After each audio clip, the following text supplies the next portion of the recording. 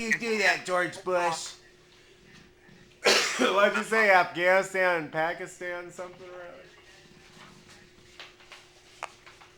Mr. Bush was deeply reluctant to tell us what he was doing between 8 a.m. and 9:15 a.m. on September 11, 2001. Yet this is a critical question for his fellow Americans because while Bush was meeting with Florida second graders for 35 minutes, and according to the New York Times reporter, this Florida meeting had absolute priority. Almost 3,000 Americans were murdered. The New York Times reporter found it strange, so do we. Mr. Bush had missed a key point here. His penchant for secrecy is not. I forgot he was planted in that classroom. Why didn't he use this 35 minutes to partially rescue the U.S. and send F-16s to shoot down the hijacked planes? And maybe only 300 lives, not nearly 3,000, would have been lost. You ever watch that film where they're sitting there with little kids? About what? They made the kids yell out weird keywords like plane and tower and really? And words like that. Weird. And it was weird. And then he read that book, My Pet Goat, and it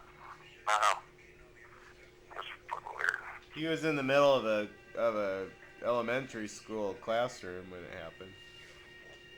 Yeah, he was reading a book to him called My Pet Goat. Yeah, I never knew what he was. So the book had some reference to what was going to happen. Like, I posted the video of it. It was pretty weird.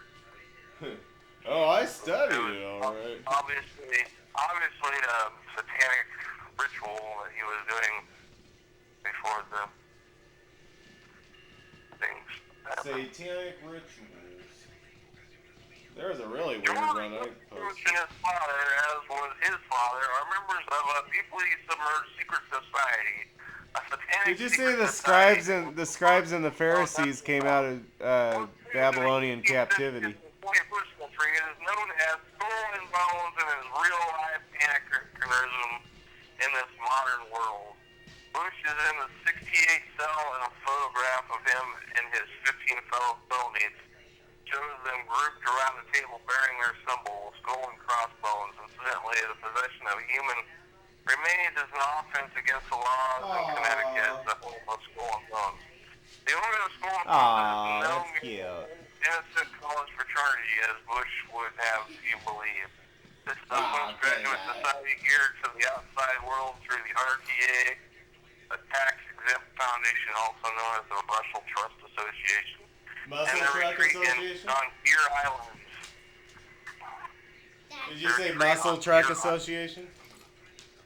One of the RTA's operating principles is the use of Hegelian creation of conflict to make progress or advance history, and is typical of two other omnipotent philosophers. Did you say something about aliens? Hegelian groups, Nazism and Marxism.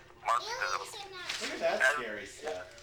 Three members of the Bush family, grandfather Prescott, Father George, and George Jr., are members of RTA. We are interested in what this trio has done to further history using Hegelian methodology. Well, Grandpa Bush was right there with Hitler, financing Hitler. I don't have to read about the Jews. I don't know if Hitler's such a bad guy. The Bush family approached... Sorry, beg your pardon? Huh? Oh, sorry, beg your pardon? Well, they got a cool picture of, like, Bush's face as a skull and bones skull. That's kind of cool. Skull and Crossbones Society, is that real now? Is it real? Skull and bone. They got that, they still got that, that's real? Yeah, it's a club in Yale. And Harvard, I think. I thought it was Yale and Harvard. That major, like, politicians went. At first I thought it was only Yale, but I think it's Yale and Harvard. It's like both of them. It's like an initiation for, like, college students for the Illuminati or for higher ranks of Freemasons. Yale, Harvard, and Columbia. But it's kind of an initiation for, like, further development in politics. It's I like that movie, The Good Shepherd. Read the book about it. Did you ever see that movie, The Good Shepherd, with Matt Damon when he's in the Skull and Crossbones, and then they start the CIA, and that's the movie? Oh, go get it. There's a huge book. It's like 600 pages. 660. What? How many pages? 666. Yeah. Matt Damon's married to Angelina Jolie in that movie, and she's like the wife of the founder of the CIA. You ever see that? And he's like going to Yale, and he's in the Skull and Crossbones. Who? What? Where? It's called The Good Shepherd. It's with Angelina Jolie and Matt Damon, and he plays a Skull and Crossbones member, and then they found the CIA, and oh, that's a pretty good movie. I've seen it. The Good Shepherd. My favorite part's when Matt Damon's singing "Sweet Little Buttercup" at Yale. He's like, or no, yeah, they're at Yale. He's like, "Sweet little buttercup," because they're like cross-dressing. Well, they're like Skull and Crossbones. There's one part where he just gets disturbed because he's walking down the hallway and all the fraternity guys are peeing on him from the balcony, and he just gets pissed off because he's like covered in urine, and then some brother, his frat brother, says something about, I don't know. Then the CIA gets going, and it's a good movie. I think it's a long movie, isn't it? You could watch it. You got your Netflix. Why go watch The Good Shepherd? There you go. It's probably too mainstream for Netflix. Plus, my remote isn't working, so I can't change the TV function to even get to Netflix. It kind of sucks. Oh well. I tried changing. You know what? I think I told you enough of the plot synopsis that you don't even have to watch the movie now. You pretty much already saw the movie. You heard Matt Damon sing "Sweet Little Buttercup" and. I hate these new fucking TVs though, where you can't do shit with them without the remote. So all you need to do is change the TV. The trials that a couch vegetable goes through, I couldn't relate to it. the first world problems that a couch potato goes through, it must be hard for you. Well, it is. I got a million movies to watch, but I can't click it over to Netflix because the remote ain't working. I gotta buy a new universal remote for this TV. Well, at least you're utilizing your life on Earth with a lot of consideration for every precious moment. It's an old TV. Brian gave it to me. Oh, well, yeah, I guess if Brian gave it to you, it's probably got a lot of value to stare at longer. Yeah. Well, he got rid of it because it was outdated after 4 years. But he needed a screen with more status symbol. It's one of the first HD TVs. It's like a flat screen. It's an HD TV. It doesn't quite have the status symbol that Brian's new TV might have, but this TV is pretty good too. Well, Brian's got like one of those flat TVs now that are just like really thin. Oh yeah, you can like tape them to your wall with masking tape. What?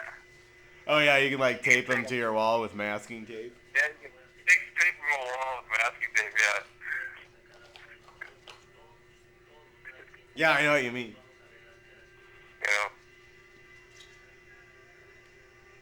Anyway, we got about 2 minutes left, man. Let's just cut her off here. Timmy just doesn't have very good luck. Timmy just doesn't understand me. So now she got her car stolen, so now she doesn't have a job or a house or a car.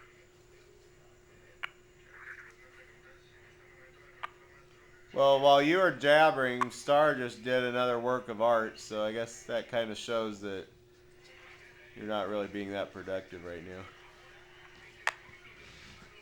And I made a YouTube video. Star made an art project, I made a YouTube video. I guess, you know what, you were productive because you're part of the YouTube video.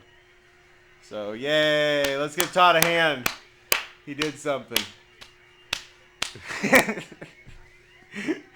At least I'm nice.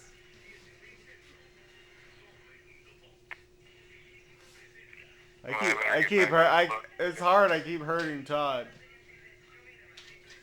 Star, I hurt Todd again. You better get back to your healing from the last time I hurt you. I better get back to this book. I'll give you a full report in the morning. Star wants to know why you hung up last time. Huh? Star wants to know why you hung up last time. I think What's she mad at me bringing it up?